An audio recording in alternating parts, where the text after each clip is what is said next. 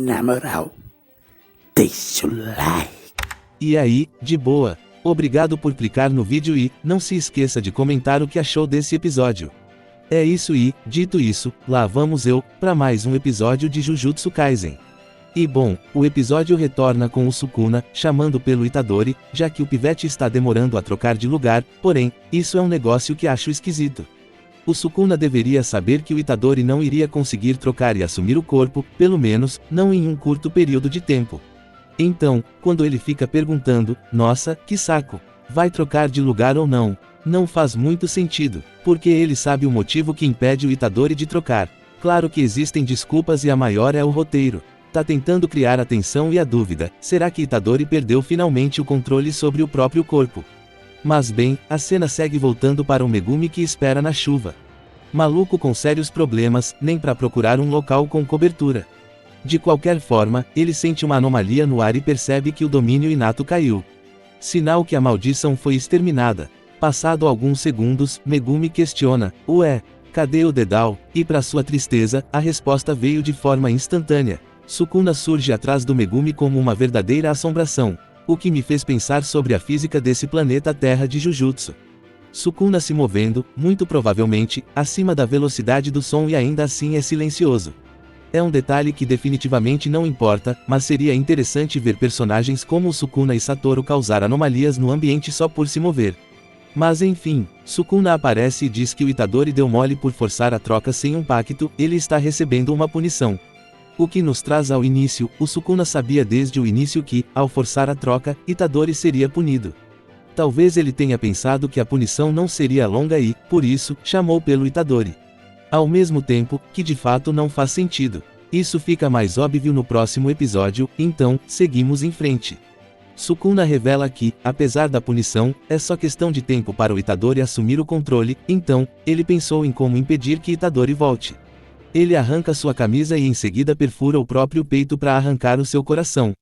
Como uma maldição, ele é capaz de se manter vivo, mas o Itadori não pode dizer o mesmo. E, achando pouco, ele ainda meteu mais um dedo para dentro, esse é o terceiro. A cena segue mostrando uma garota desacordada em uma cama, tem algo escrito na testa dela. O mais interessante é que essa cena não é explicada quando isso aconteceu. Mais pra frente, o próprio episódio mostra ela em um hospital. É só pra ser impactante, será? Acho que sim, mas, bem, em seguida, o Megumi lança uma frase que acho muito interessante. A realidade desigual é a única coisa que todas as pessoas recebem por igual. Essa frase é perfeita e se não é, está bem perto disso. Pois bem, a moça é uma lembrança do Megumi e de alguma forma o encoraja a agir. Ele acredita que o Itadori voltará a assumir o corpo, mesmo que isso signifique a morte. Sukuna zomba, já que viu o Itadori chorando não faz nem um minuto, com medo de morrer. O que são coisas bem diferentes. Antes, o Itadori estava vivendo uma crise por não ter controle sobre sua própria vida, controle que ele achava que tinha. E agora, é diferente, a opção de morrer está na mão dele. Porém, Megumi tem um plano. Ela já percebeu que a mão decepada foi regenerada, e entende que Sukuna pode usar feitiço de reversão. Sabendo disso, Megumi acredita que, mesmo que seja possível viver sem um coração, o Sukuna não é mais um espírito amaldiçoado, ele possui um corpo de carne e osso. Então, ficar sem o coração deve o enfraquecer de alguma forma. Assim sendo, Megumi decidiu que precisa fazer o Sukuna acreditar que não pode vencer sem ele, e assim o forçar a regenerar o coração. Isso tem que ser feito antes que o Itadori volte. Plano feito, porrada come. Ou quase isso. Megumi vai pra cima do Sukuna, enquanto tenta acertar alguns golpes, ele também combina ataques com Noe, o pássaro vermelho com cara de gente. O estilo do Megumi impressiona o Sukuna, já que o Megumi é um usuário de Shikigami. O estilo mago de ser, se você lança poderes, não tem pra que chegar perto. Uma lógica que funciona se é impossível chegar perto de você. No entanto, o Megumi e seu Shikigami ainda são fraquinhos demais. O Megumi acaba tomando um tapa, daqueles que servem para criar descanso de tela. Na sequência, Megumi tenta combinar os Shikigamis. Ele usa Orochi, uma serpente gigante de cor branca com detalhes em preto. A cobra prende o Sukuna na boca e Noe, que possui poderes elétricos, ataca o Sukuna ao se chocar nele. Infelizmente, para o Megumi e sua cobra, nada disso funciona. E assim, a história do Shikigami mais fraco de todos chega ao fim. Esse Shikigami Orochi mais parece um balão de cobra do que de fato uma cobra. Não é à toa que virou estatística logo cedo. Bom, depois de explodir Orochi como se fosse um balão, o Sukuna desce o sarrafo no Megumi. Ele joga o pivete pra cima e pula atrás. Enquanto estão no ar, Sukuna acerta o Megumi várias vezes, o fazendo voar em várias direções até que decide chutar o Megumi na direção de um prédio. E isso é um rolê que me frustra em Jujutsu. A surra que o Sukuna dá no Megumi, além de mostrar o poder do Sukuna, que acabou de comer o terceiro dedo, também mostra o potencial do Itadori. O físico do Itadori é uma parada absurda e é sua melhor arma. Mas é completamente ignorado. Enfim, depois de quase que literalmente deitar o Megumi na porrada, Sukuna volta a conversar. Ele entendeu como a técnica do Megumi funciona. Não é o padrão dos usuários de Shikigami que usam amuletos, o Megumi usa sua sombra. E quando entende isso, ele fica confuso e questiona por que o Megumi fugiu. E quando o Megumi fica em silêncio, Sukuna diz, que desperdício de talento.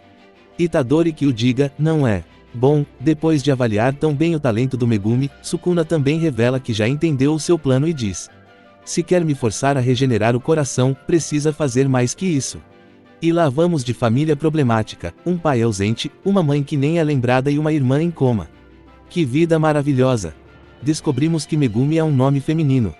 E que seu pai simplesmente deu sem se preocupar com o gênero dele e até hoje deve estar vivendo uma vida boa por aí. E desde que ele se entende como gente, que não ouve notícias do seu pai. Já sua irmã, que era a típica garota de bem com a vida, que não conseguia odiar ninguém, em algum momento foi amaldiçoada. Seu nome é Tsumiki e atualmente está em coma. Então entendemos a forma de pensar do Megumi. Através de sua família e da sociedade, ele entendeu que uma pessoa ruim precisa ser presa para que a lei a julgue, e ele como um feiticeiro Jujutsu faz parte disso. Ele não é a lei. E em referência à frase, a realidade desigual é a única coisa que todas as pessoas recebem por igual, fez com que ele decidisse salvar as pessoas de forma desigual. E assim, ele permitirá que pessoas boas possam ter uma vida boa de forma igual. E, como ele não é um herói, ele simplesmente define os critérios para salvar uma pessoa ou não. Suas emoções e egoísmos são critérios fundamentais. Ao terminar sua reflexão, Megumi começa a liberar uma grande quantidade de energia. O que deixou Sukuna animado, finalmente ele iria ter um pouco de diversão. Megumi seguiu entoando algumas palavras, um mantra ou algo do gênero. Mas, durante o processo, ele percebe que Sukuna está mudando, as marcas estão sumindo. Então ele explica, que não teve nenhum motivo especial para salvar o Itadori, tudo foi sobre o seu desejo e egoísmo. Mesmo que seja arriscado e perigoso, ele ainda não se sentiria bem ao deixar uma pessoa boa ser morta sem fazer nada, é simples assim. Quando ele terminou de explicar, Itadori já tinha voltado ao normal. Ele sorriu e disse que entendeu o Megumi e acredita que ele esteja certo, mas também não acredita que esteja errado. São ideais diferentes, os dois desejam salvar vidas. O Itadori só não se importa com quem está salvando. Vou dizer que sou mais o Megumi. Mas enfim, Itadori se despediu e suas últimas palavras foram, vivam bastante. Mostrando para todo mundo que ele não aprendeu mesmo. Repassando os ensinamentos do avô e fazendo pedidos egoístas, e morrendo no segundo seguinte, sem dar tempo das pessoas recusarem, espero que queime. Mas bem, com a morte do Itadori, o que deixou uma galera maluca. O dia passa e agora, estamos acompanhando um grupo de 3 maldições e um humano andando no meio da rua, muito educados ao esperarem o sinal abrir para atravessar a rua e sem medo nenhum, falando no meio dos civis. O que o pessoal não deve ter chegado em casa dizendo.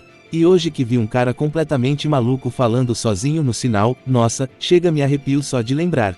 Dito isso, vamos de descrição super básica e simples dos novos personagens. Começando pela criatura vermelha que parece a mistura de uma lagarta e um bicho de terror cósmico. A criatura tem tentáculos na boca e seu corpo é dividido em 2 cores, vermelho em cima e branco embaixo. A criatura usa uma capa ou manto branco.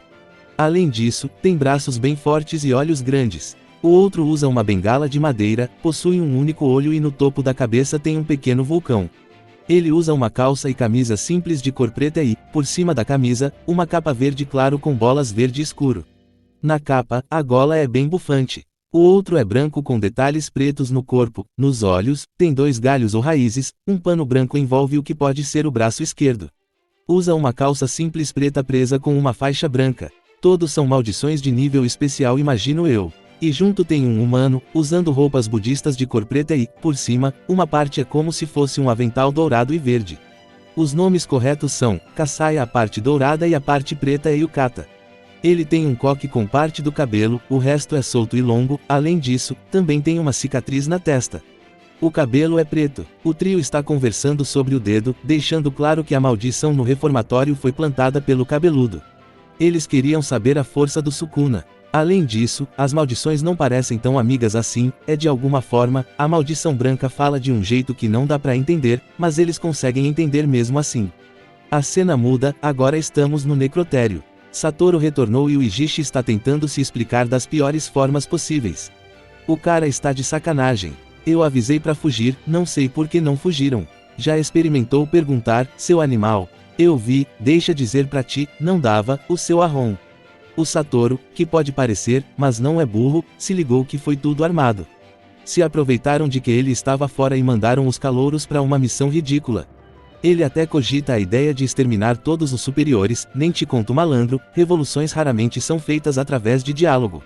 Mas bem, apareceu outra maluca, uma médica legista, tem cabelo marrom, uma pinta embaixo do olho direito e olheiras de quem costuma dormir muito, pra não dizer ao contrário. O nome dela é Ierir Shoko, se não me engano. Ela vai fazer a autópsia do Itadori. Enquanto isso acontece, Megumi explica o que aconteceu para Nobara, apesar de tudo, eles estão lidando bem com isso. E nesse momento que temos a apresentação de mais 3 animais. A Maki, uma garota de cabelo verde de tamanho médio amarrado, usa óculos e costuma carregar uma arma. Tem o Inumaki que cobre a boca com a camisa, ele é o menor dos 3, além de normalmente só se comunicar usando nomes de comida como peixe. E não poderia esquecer dele, o panda, um panda adulto que fala a língua humana. A Maki, sem saber, chega zombando do Megumi, dizendo que ele parece ter vindo de um velório. E quando ela descobre o que realmente aconteceu, ela fica morta de vergonha. Também é citado um tal de Okutsu Yuta, mas podemos ignorá-lo por agora. Mas é isso, o trio de esquisitos são alunos do 2º ano, os veteranos do Megumi e Nobara. Eles vieram falar sobre um intercâmbio envolvendo as escolas de Tóquio e Kyoto. Aparentemente, os alunos do 3º ano fizeram merda, e por isso, eles vão precisar dos alunos do 1º ano para completar o time no próximo intercâmbio. O intercâmbio se resume a batalhas de Jujutsu e a única regra é não falecer o coleguinha, ou deveria ser, mas isso é outra história. Por causa dos últimos eventos, Nobara e Megumi aceitam participar. Eles querem uma oportunidade para se fortalecerem. Então voltamos para a lanchonete/café, a conversa é sobre como as maldições desejam inverter o mundo, trocar de lugar os humanos e os espíritos. O cabeça de vulcão explica o que acha dos humanos. Para ele, os humanos são falsos, já que por trás da maioria de suas emoções, sempre existem segundas intenções.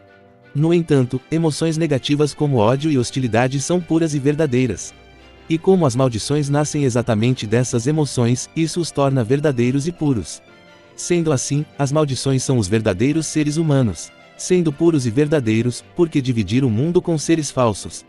Os falsos devem ser exterminados. Sempre tem, né, um maluco que se acha puro, a linhagem verdadeira e deseja exterminar o resto. Porra, mais atual impossível, principalmente porque a lógica do porquê eles são puros e verdadeiros é completamente maluca e desprovida de sentido.